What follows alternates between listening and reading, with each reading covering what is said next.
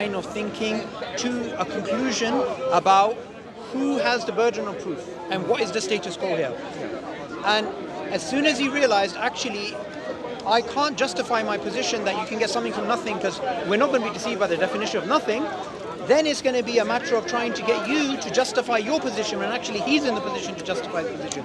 I think one of the problems here, and there's a Muslim earlier who was trying to interject in, he was trying to get involved in terms of how to answer, and I knew what was about to happen, so I stopped him. The reason why is because Muslims think, okay, if someone's asked a question, you answer it. No, you're taking them down a route to show what their position is, and you have to continue down that line in a very focused way without getting distracted by these things. And I think discussions about nothingness and something, and whether something can come from nothing, or for example, he said, was there always nothing, right?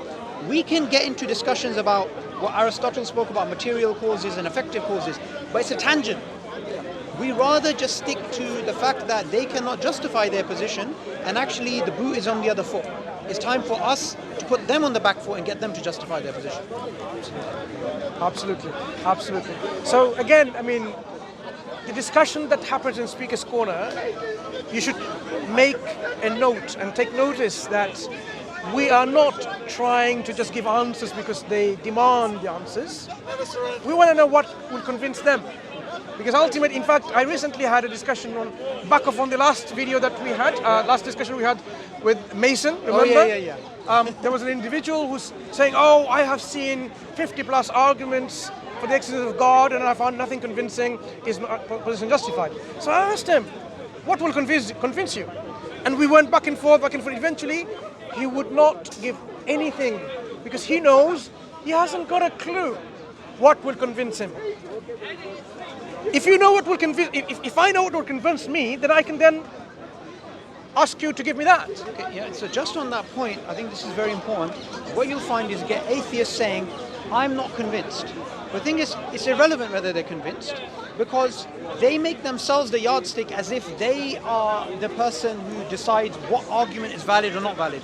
But like he mentioned about Mason, not only did he not have a criteria, he didn't even know how to put together a criteria.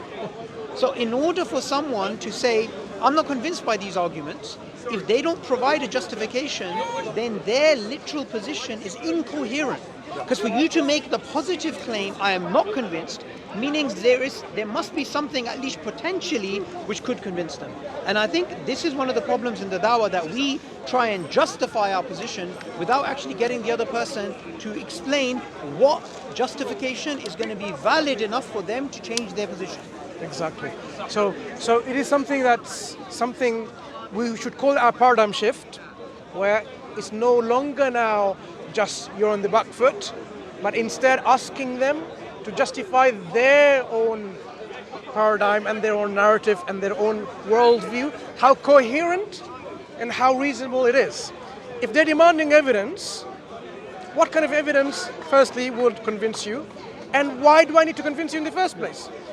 Why are you the standard, the yardstick, the arbiter, the arbitration judge to make sure that this is the truth? You know, why exactly? You know, if I'm convinced with the arguments, you should rather think critically whether these arguments should convince you too, rather than you setting up some standards. Yeah. You know, in the Quran, with the Suboor, Allah talks about there are people, even if they were to see stairs going up to the heavens, the dead speaking, they would not believe. In fact, some of them will say our eyes bewildered. It's like we are in a delusion, or we are having an illusion.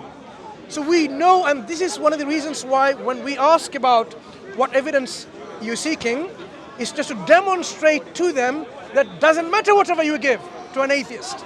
If they are not sincere and they're arrogant and stubborn, nothing will convince them. Even if you were to show them stairs going up to heaven, as the Quran says, they will say like, oh, it's magic, or I'm deluded. Mass delusion. Not me only, everyone else is deluded. Some kind of narcotic gas has been, applied here, and that's why we're having this delusion. So convincing of the heart is not a matter of just giving rational proof, presenting evidence. There's something else that's needed.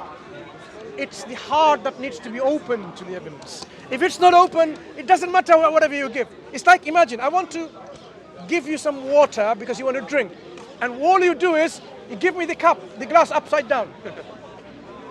However I try, it's not going to hold any water. The heart needs to be in the right shape and right form, in the right approach to receive guidance and convincing arguments. If it's not, then no matter what we give. And you know the thing about Jason, which I realized as well, is that he's learning from the high priests like Matt Dillahunty, Richard Dawkins and Lawrence Krauss. Why? Because every single one of these people is very much in the same vein of arguments that they actually make. Because I could almost predict what he was saying next. Because they only have one way of thinking. The people that they learn from, you get people like Dan Barker, right? He said if he saw God, he would tell God to go to hell. So the thing is, it's got nothing to do with, like you said, the mind, it's the heart. I remember I had a conversation with a guy who was agnostic, and I asked him, if you saw God, would you believe in God? Like, it's a very simple point. And he wasn't able to give a satisfactory answer to that because deep down, it's not about evidence. It's something beyond the evidence. So these examples of these interactions is very important to show people deep down, if he was sincere, he would have said at that point, hang on a minute, I have a position that's incoherent, unjustifiable. This guy has something to say, let me listen. But instead, when he got cornered, he's like, I have to go. So, you let him go, which is fine, fair enough. What I would have done is I had said, well, you're leaving because you've got no place to go. But the most important thing that we have to do is we have to try and teach people, ultimately, these atheists have nothing to offer the world. Absolutely.